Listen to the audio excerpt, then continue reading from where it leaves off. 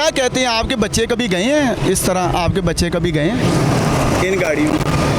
ਮੇਰੇ ਬੱਚਿਆਂ ਨੇ ਕਿਉਂ ਜਾਣਾ ਭਾਜੀ, ਮਾਲਕਾਂ ਦੀ ਗੱਡੀ, ਉਹਨਾਂ ਕੋਲ 35 ਸਰਕਾਰੀ ਗੱਡੀਆਂ ਨੇ, ਇੱਕ ਗੱਡੀ ਥੋੜੀ ਹੁੰਦੀ ਹੈ। ਕੀ ਤੁਸੀਂ ਗੱਲਾਂ ਕਰਨ ਦਾ ਜੀ?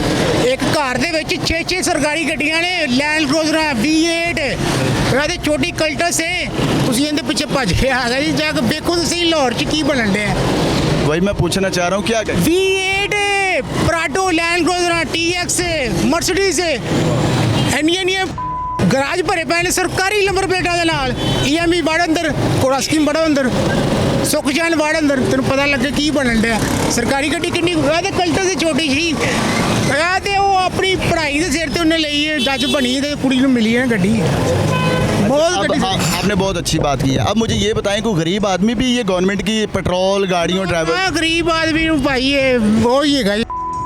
ਗਰੀਬ ਆਦਮੀ ਨੂੰ ਕਿੱਥੋਂ ਮਿਲਣਾ? ਨਾ ਮੋਟਰਸਾਈਕਲ ਨਹੀਂ ਦੇਣ ਲਈ, ਮੋਟਰਸਾਈਕਲ ਨਹੀਂ ਕਿਸੇ ਨੇ ਦੇਣੀ, ਕੋਈ ਸਾਈਕਲ ਨਹੀਂ ਦੇਣੀ ਕਿਸੇ ਗਵਰਨਮੈਂਟ ਨੇ।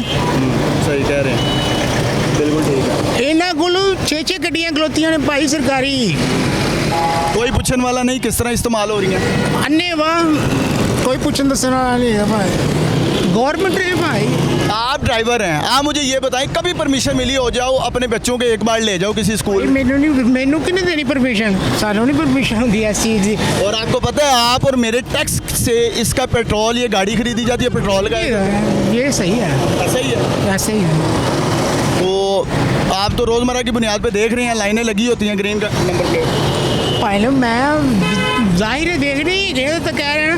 ਹੁਣ ਕਈ ਘਰ ਮੈਂ ਦੇਖ ਰਹੇ ਉਹਨਾਂ ਦੀ 6-6 ਗੱਡੀਆਂ ਖਲੋਤੀਆਂ ਨੇ, V8 ਖਲੋਤੀਆਂ ਨੇ ਸਰਕਾਰੀ ਨੰਬਰ ਪਲੇਟਾਂ ਵਾਲੀਆਂ। बहुत शुक्रिया जी, बहुत अच्छी बात की है इस भाई ने।